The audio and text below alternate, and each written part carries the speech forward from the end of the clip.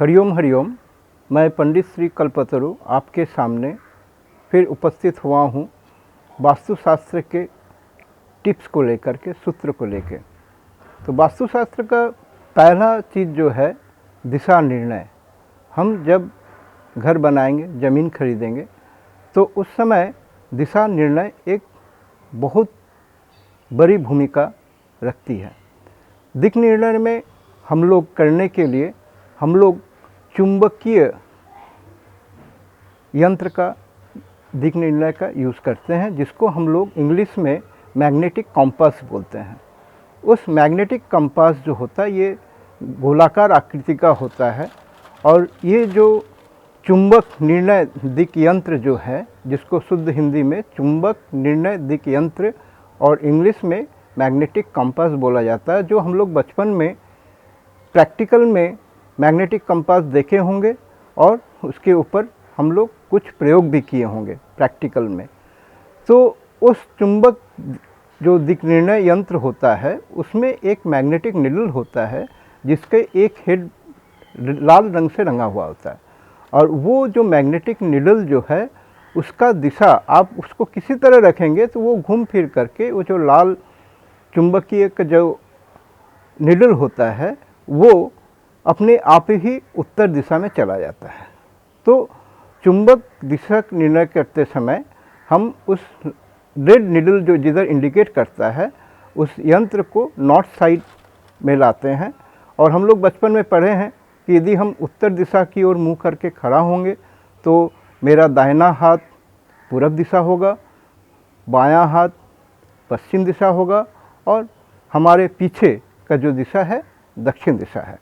तो ज़मीन निर्णय करते समय, निर्वाचन करते समय, मकान बनाते समय, इवन हमारे इंजीनियर लोग जब भी ड्राइंग बनाते हैं, प्लान बनाते हैं, तो आप ज़रूर देखे होंगे उस प्लान लेआउट में एक डायरेक्शन मेंशन रहता है जो नॉर्थ डायरेक्शन है। तो उस नॉर्थ डायरेक्शन का इंडिकेशन से ही हम अपने चारों दिक् का निर्णय कर लेते हैं। लेकिन वास्तुशास्त्र में इस चारों दिशा के अलावा भी हम लोग जो चार कोण होते हैं, चार कोना, जैसे नॉर्थ और ईस्ट, उत्तर और पूर्व कोण को हम लोग ईशान कोण बोलते हैं। उत्तर पूर्व कोण को, नॉर्थ ईस्ट कॉर्नर को हम लोग ईशान कोण बोलते हैं। उस ईशान कोण का जो प्रयोग में हम लोग लाते हैं वो आपको नेक्स्ट एपिसोड में बोलेंगे कि ईशान कोण में क्या क्या होना चाहिए, क्या नहीं होना चाहिए। अब दूसरा चीज़ जो है दक्षिण पूरब कोण को हम लोग अग्नि कोण बोलते हैं, और दक्षिण पश्चिम कोण को हम लोग नैऋत्य कोण, और उत्तर पश्चिम कोण को हम लोग वायु कोण बोलते हैं। तो वास्तुशास्त्र में इस दिक् निर्णय को करना अति आवश्यक है।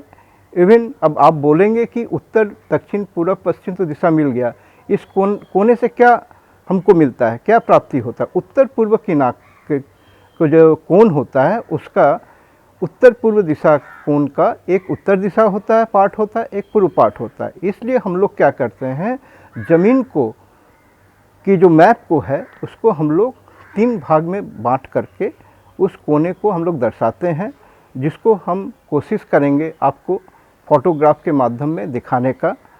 तो हमारे वास्तुशास्त्र में इस दिशा निर्णय करना अति आवश्यक है। इवन बहुत समय ज़मीन का जो प्लॉट आपको सही उत्तर दिशा नहीं मिलने के कारण डायगोनल भी हो सकता है, लेकिन आप मेरा जो उत्तर दिशा है वो प्रॉपर नॉर्थ है या 10 to 10 डिग्री या 20 डिग्री या 30 डिग्री, कितना डिफ्लेक्शन में है, वो भी एक बड़ा मायने रखता है।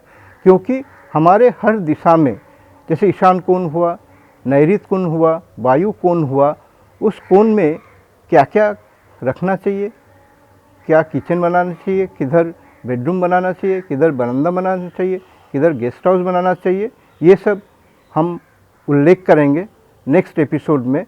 तो दर्शक बंधु, हम एक ही चीज़ बोलेंगे कि दिशा निर्णय वास्तुशास्त्र का ये सबसे बड़ा काम है, और इसको सही दिशा देख करके ज़मीन का निर्वाचन या ज़मीन को खरीदना चाहिए। हरिओम हरिओम।